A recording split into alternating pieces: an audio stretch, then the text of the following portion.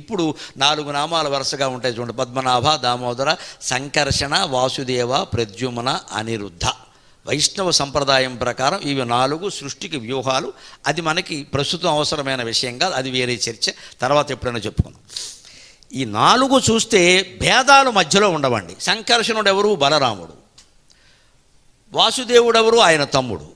ప్రద్యుమ్నుడెవరు? వాసుదేవుని కొడుకు. అనిరుద్ధుడెవరు? ప్రద్యుమ్నుడు కొడుకు. సరిగ్గా 3 తరాలు వచ్చాయి ఇక్కడ.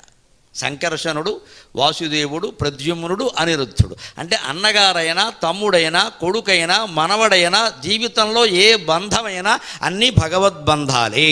భగవద్బంధాలే, వేరే బంధం అనేది లేదు.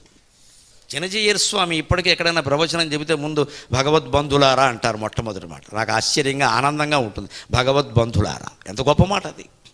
అందరూ మనం భగవంతుడి గారా బంధువులం, అది ఇంకో మాట లేదు. ఇంకా భగవంతుడి కారణంగా మనం అంతా బంధువులమే. ఇప్పుడు మీకు నాకు బంధం ఏమిటి? అదే బంధం. ఆ బంధాలు ఏదైనా సరే, అన్నగారు కావచ్చు, తమ్ముడు కావచ్చు, ఆడపడుచు కావచ్చు, వదిన కావచ్చు, మరదలు కావచ్చు, ఏ స్త్రీ బంధాలు, పురుష బంధాలు ఏవైనా సరేనమ్మా, కొడుకు కావచ్చు, మనవడు కావచ్చు, అన్నీ భగవత్ స్వరూపాలే. లేకపోతే ఈ 4 విష్ణుమూర్తి నామాలు ఎలా అవుతాయండి? అనిరుద్ధుడు, ప్రద్యుమ్నుడు వేరు కదా. పోనీ వాసుదేవుడు ఒప్పుకుందాం, సంకర్షణుడు కూడా ఒప్పుకుందాం, దశావతారాల్లో బలరాముడు కూడా కొన్ని సందర్భాల్లో చెప్పారు కాబట్టి. కానీ మరి ప్రద్యుమ్నుడు కేవలం కృష్ణుని కుమారుడు, అనిరుద్ధుడు ఎవరయ్యా? ఆ ప్రద్యుమ్నుడి కుమారుడు. వీళ్ళంతా దేవతల నామాల్లోకి ఎలా ఎక్కారండి? ప్రతి బంధాన్ని భగవద్బంధంగానే భావించు, ఇంకో మాట లేదు. వాడు తమ్ముడా, కొడుక, ఆడపడుచ, మరదల, ఆడ మగ అంతా ఎవరైనా సరే విష్ణు సహస్రం చదువుతున్నాం అంతే. విశ్వం విష్ణువు, విశ్వమంతా విష్ణువే. విశ్వమంతా విష్ణువే కానీ మా అత్తగారు కాదండి, ఆవిడ అదో రకం అండి. కుదరదు ఇక్కడ. అత్తగారు అయ్యాకే విష్ణువు మిగిలిన వాళ్ళు అవుతారు. మనకి పడిన వాళ్ళంతా దేవుడు కాకుండా పోరమ్మా. ఆవిడ కలుపుకొని తీరాల్సిందే ఖచ్చితంగా. అత్తగారు విష్ణువు కాకపోతే కొడుకులా అయ్యాడు. మరి విశ్వం విష్ణువు అని ఎందుకు చదువుతున్నాం? విష్ణు సహస్రనామాలు రహస్యం తెలియాలి అంటే విశ్వం విష్ణువు ఈ 2 చాలండి. మిగిలిన 998 నామాలు ఈ 2టికి వ్యాఖ్యానం. ఈ 2 అర్థమైతే అయిపోయినట్టే, ఇంక తెలిసిపోయినట్టే విషయం.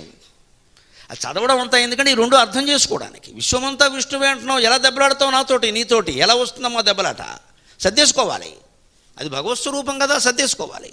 పెద్దవాళ్ళు ఓ మాట అంటే అంటారు, చాదస్తం పెద్ద ఆవిడ ఏదో ఉంటుంది, ఆ ప్రకారం చేస్తే అయిపోయాయి. పెద్ద విషయం. దానికోసం పెద్ద యుద్ధం చేసేసి మళ్ళీ మన ఇంటికి మనం ఫోన్ చేసేసి ఆవిడోడు చెప్పింది ఈవిడోడు చెప్పిందని గొడవెట్టేసుకోవాలి, అంత అవసరమా? ఇదంతా కేవలం ఇగో, అహం సమస్య ఇది. దానికి పరిష్కారమే ఈ 4 నామాలండి. అన్నగారా, తమ్ముడా, కొడుక, మనవడా, ఆడపడుచ, వదిన, ఏ బంధం కాదమ్మా. ఇంటికి వచ్చారు అందరూ ఒకటే. అటువే పక్కగారు వచ్చినా ఒకటే, ఇటువే పక్కగారు వచ్చినా ఒకటే. ఆడపడుచును కూడా సొంత అక్కగారిలాగే భావించగలుగుతూ, ఈయన కూడా మావగారిని కూడా తండ్రిలాగే భావించగలుగుతూ ఏముంటుంది.